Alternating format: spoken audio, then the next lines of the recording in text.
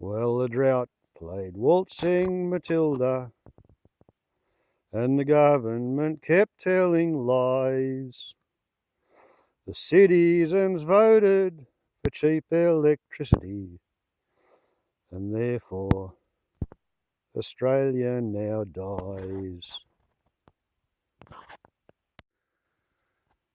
The ecology of the biosphere is dying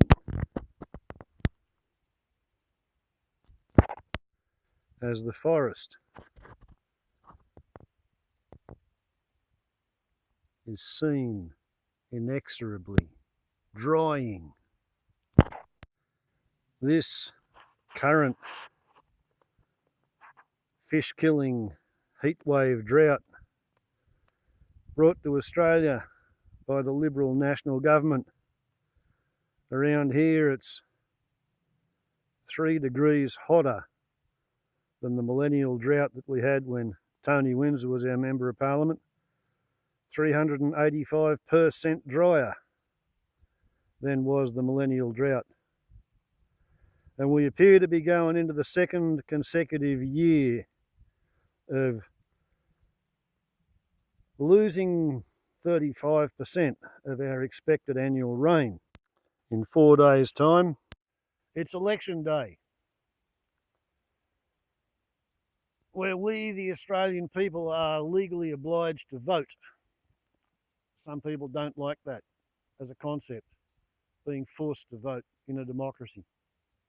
Personally, I grew up with it. I think it's a great idea.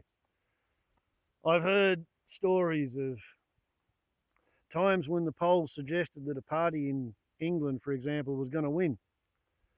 And all the people who supported that party thought, it's cool, I don't need to vote because we're going to win. I can stay in bed, take it easy. And they lost because nobody showed up from that party because they were complacent. Here in Australia, you've got to vote, or at least you have to turn up and take a ballot paper. You can then write graffiti on it, but you have to take it. You're expected to drop it in the box, but you have to take it. As long as you take your ballot paper, that's fine. Recently, we got a new fashion. 3-poll voting, where people 2 weeks out, 3 weeks out, they decide that they know who they're going to vote for, so they don't need to wait for election day. They've got something else more important to do, like go catching fish or go to work or something. I don't know. But it feels like an erosion of the concept of we all vote on election day. To get a postal vote, you have to jump through hoops. To get a pre-poll vote, you just walk in off the street and they don't really even ask you a reason, apparently. Don't know. I haven't done it. But why not vote Liberal or National or Labor,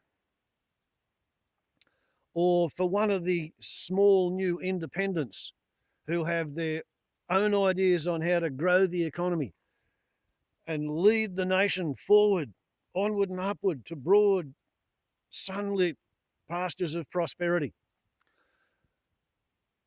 Why shouldn't you vote for somebody like that?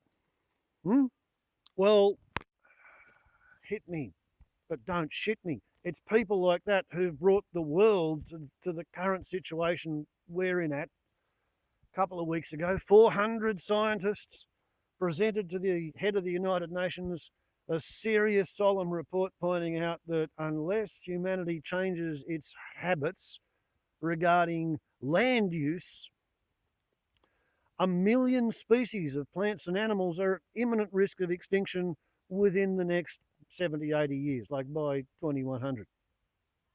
1 million species. Here on the little 100 acres that I pay rates on, and calling it an endangered species sanctuary, I thought that I'd lost a species of birds, the white-winged choughs, called Corax millenor hamphos. I hadn't seen one for nearly 3 months. I made a video lamenting their demise. This morning I started making this video and 7 white-winged choughs flew into the clearing and asked to be fed. So, I haven't lost a species. But humanity is about to lose 1 million species if we don't change our land use habits. And meanwhile, you get the weather you vote for. I've been driving a car for 40 years. I've been voting with my wallet, buying petrol. For a while I bought diesel. For a while I lost my licence and had to ride a bicycle. But I've been voting with my wallet for what sort of weather I want to experience. In my case, cutting it down and cutting it down and cutting it down, and I think I burn about 1,000 litres of petrol per year. So it's 2.5 tonnes of carbon dioxide that I emit from my petrol burning habit. Ouch. But not everybody thinks like me. Some people think that what you've got to do is grow the economy, and that means that they've got to have cheaper electricity and that transport costs have to be lower, and they want to extract and consume more resources every year so they can make more of everything every year. And they want everybody to have a job manufacturing, transporting, selling, taxing or disposing of the shiny landfill that they want to manufacture in their giant, power-hungry manufactories, which are increasingly robotic these days.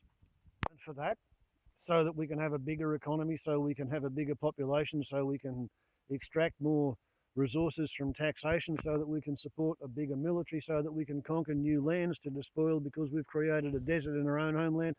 Apparently, therefore, thus, and because that's what the economy, the nation state,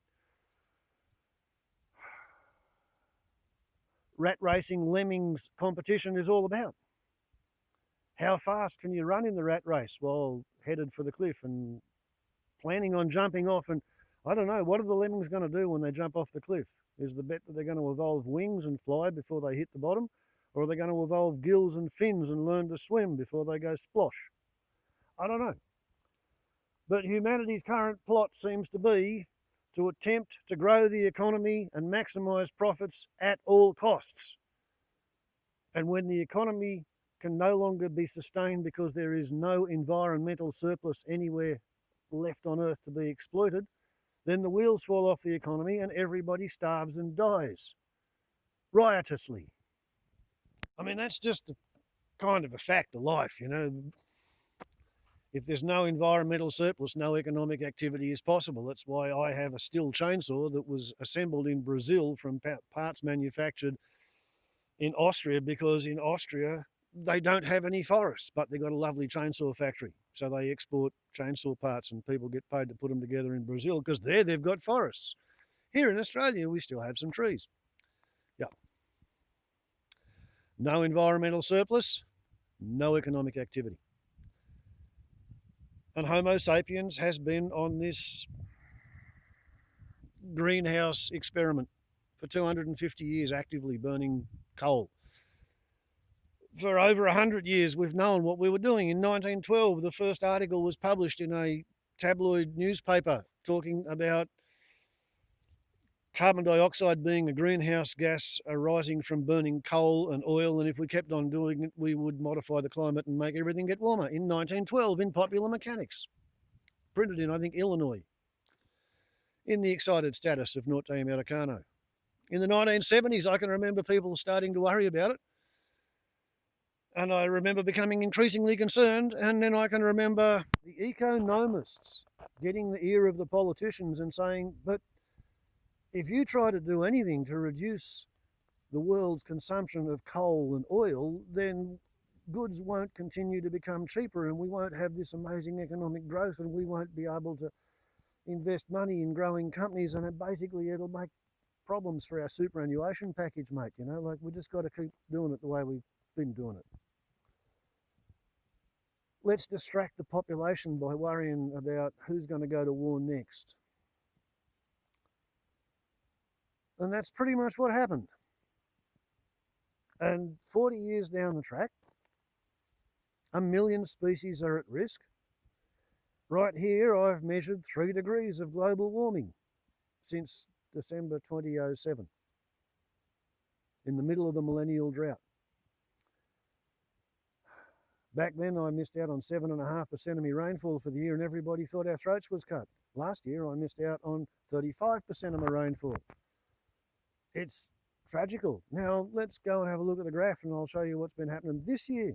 Well, assuming that I've pretty much proved my case that it's a bad idea to vote for anybody who says that they're going to grow the economy.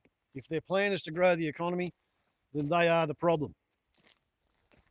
Because it's the economy that's destroying the environment, and the problem is environmental destruction. What we have to figure out how to do is to deconstruct the economy gently so that the environment has a chance to heal itself. So that means not voting Liberal, not voting National, not voting Labor, and certainly not voting for any of the Fruit Loop independent little nutcase parties.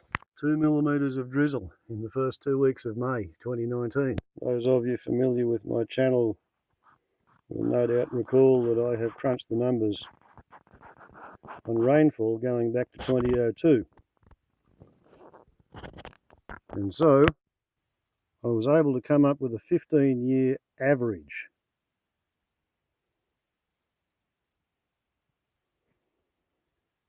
Which gave me something to sort of compare other numbers to.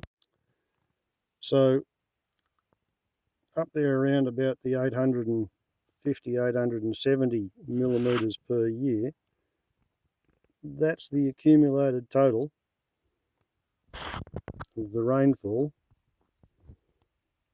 if you have absolutely average times.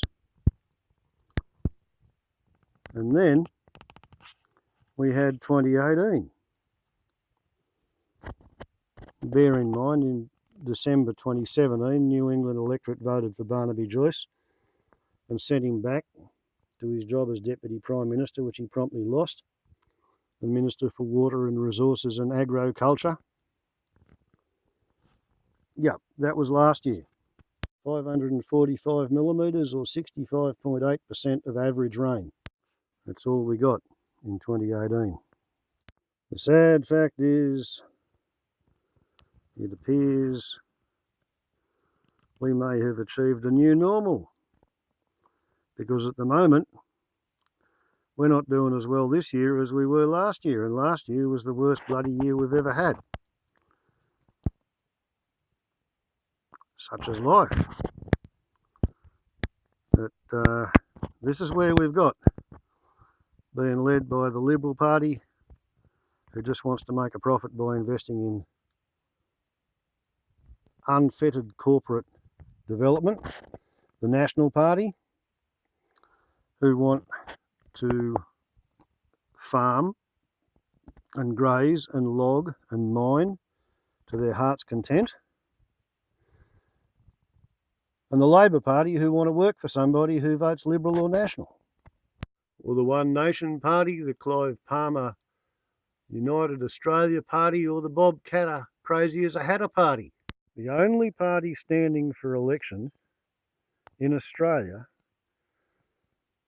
whose policy is designed and focused on protecting the environment, the only party who's worth voting for, is the Australian Greens Party, because everybody else has a policy which is designed to kill your grandchildren, with ever increasingly frequent and ever increasingly extreme, record-breaking extreme weather events, all brought to you by the kind of unconstrained, anthropogenic, planet-scale industrial release of greenhouse gases, which the Liberal Party, the Labor Party, the National Party, the One Nation, the Palmerists, the Catterists, they all say we have to keep on digging and mining and burning and extracting coal and oil to grow the economy, because that's what matters to them.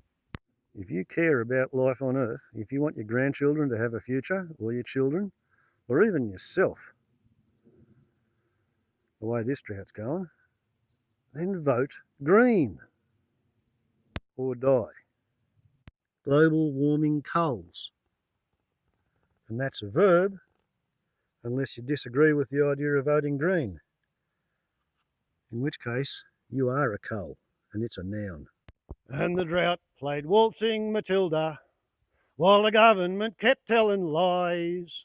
The citizens voted for cheap electricities, and therefore Australia now dies. Vote green or die. Warbles on a lot to YouTube. Ciao.